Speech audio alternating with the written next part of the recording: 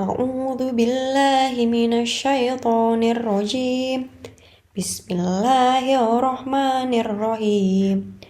Sabbihisma rabbikal a'la alladzi khalaqa fasawwa walladzi qaddara fahada walladzi akhrajal mar'a faj'alahu ghusa'an ahwa sanuqri'uka fala tansa illa masya Allah innahu ya'lamul jahra wa ma yakhfa wa nuyassiruka lil yusra fadzakir in nafa'atiz zikra sayazzakaru may yakhsha wa yatajannabuhal ashqa alladzi yashlan naral kubra summa la yamutu fiha wa la yahya qad aflaha man tazakka wa zakara asma rabbih fasalla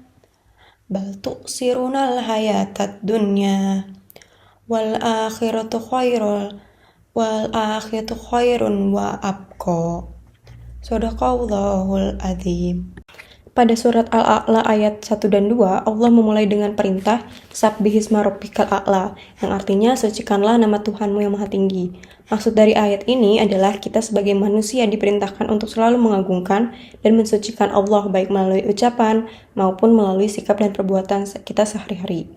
Lalu pada ayat kedua, Allah berfirman Alladzi khalaqa fasawwa, yang berarti yang menciptakan lalu menyempurnakan. Yang di ayat ini menjelaskan bahwa Allah tidak hanya menciptakan segala sesuatu di dunia ini, tetapi juga menyempurnakannya dengan sangat rapi dan seimbang.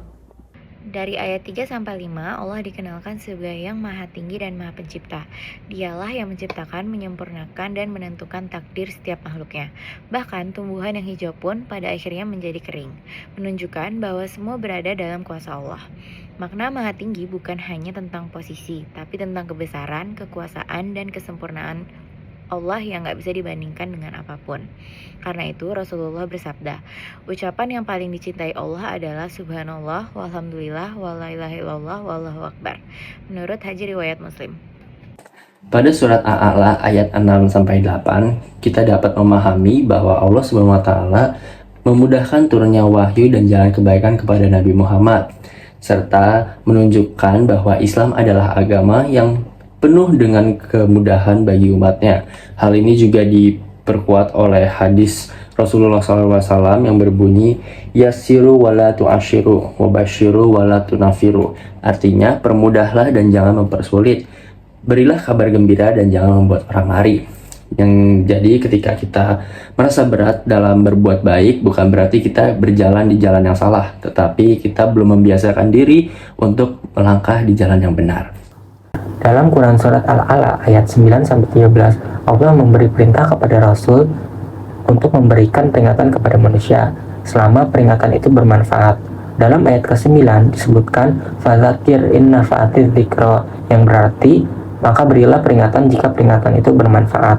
Hal ini menunjukkan bahwa dakwah adalah tugas yang penting, namun tetap mempertimbangkan kondisi dan kesiapan orang yang menerimanya. Kemudian pada ayat 10-11 dijelaskan bahwa orang yang memiliki rasa takut kepada Allah akan menerima peringatan, sedangkan orang yang celaka mereka justru akan menghindar. Ayat ini menegaskan bahwa tidak semua orang akan menerima kebenaran karena hati manusia bisa berbeda-beda. Pada ayat 12-13 dijelaskan konsekuensi bagi orang yang menolak, yaitu mereka akan masuk ke dalam api yang besar dan tidak mati di dalamnya, namun tidak juga hidup dengan tenang. Ayat ini menggambarkan beratnya akibat dari penolakan terhadap kebenaran. Jalan dengan itu, Rasulullah SAW bersabda, "Balighu anni walau ayatan," yang artinya sampaikanlah dariku walau satu ayat. Hadis riwayat Bukhari. Hadis ini menegaskan bahwa setiap muslim memiliki tanggung jawab untuk menyampaikan kebenaran, meskipun hanya sedikit tanpa memaksakan hasilnya. Tugas kita hanya adalah menyampaikan, tetapi hidayah tetap milik Allah. Dalam surat Al-A'la ayat 14-17 dijelaskan bahwa keberuntungan sejati terletak pada penyucian jiwa atau takziyatun nafs, yang diwujudkan melalui hati yang bersih, zikir, dan sholat sebagai bentuk kedekatan diri dengan Allah. Dengan ta'ziyatun nafs, kita bisa menyeimbangkan kehidupan antara dunia dan akhirat. Namun manusia seringkali terjebak pada kecenderungan mengutamakan kehidupan dunia yang bersifat sementara dibandingkan akhirat yang lebih kekal dan juga bernilai. Hal ini sejalan dengan hadis Nabi Muhammad an Abi Hurairah qala Rasulullah sallallahu alaihi wasallam, "Ad-dunya sijnu al-mu'mini wa jannah al-kafiri." Yang artinya dunia adalah penjara bagi orang mukmin dan surga bagi orang kafir. Yang menunjukkan bahwa orientasi seorang mukmin seharusnya tidak berfokus pada kenikmatan duniawi semata. Dengan demikian, ayat ini mengajak manusia untuk menata prioritas hidup secara seimbang, baik dari sisi duniawi maupun sisi spiritual. Pada ayat 18 dan 19 yang berbunyi Inna hadza lafis suhufil ula suhufi Ibrahim wa Musa, yang artinya sesungguhnya ini terdapat dalam kitab-kitab terdahulu, yaitu kitab Ibrahim dan Musa.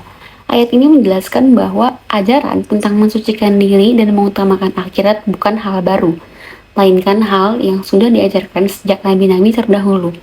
Hal ini diperkuat dengan hadis Rasulullah SAW yang berbunyi, dunia adalah penjara bagi orang mukmin dan surga bagi orang kafir. Intinya, ayat ini adalah ayat yang mengajarkan bahwa pentingnya menjadikan akhirat sebagai tujuan hidup utama kita. Allah berfirman dalam surah Al-A'la ayat 9-11, Bismillahirrahmanirrahim, Fadzakir inna fa'ati dzikra sayadzakkaru may yakhsha wa yatajannabuhal ashqa. Yang artinya, maka berilah peringatan karena peringatan itu bermanfaat. Orang yang takut kepada Allah akan mengambil pelajaran, sedangkan orang yang celaka akan menjauhinya. Hal ini terlihat dari kisah dakwah Nabi Muhammad SAW di Makkah. Beliau tetap menyampaikan kebenaran meskipun banyak ditolak dan disakiti.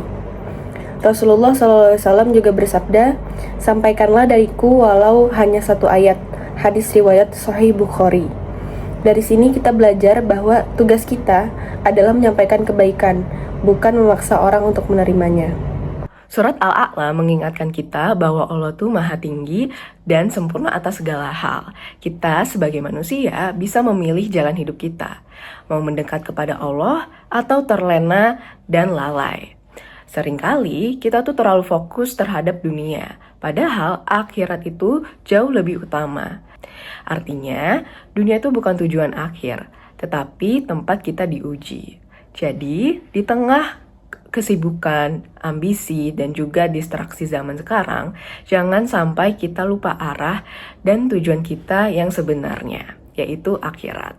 Dan semoga kita bisa memilih jalan yang benar dan mempersiapkan diri kita di kehidupan yang lebih baik di akhirat nanti. Terima kasih sudah menonton. Wassalamualaikum warahmatullahi wabarakatuh.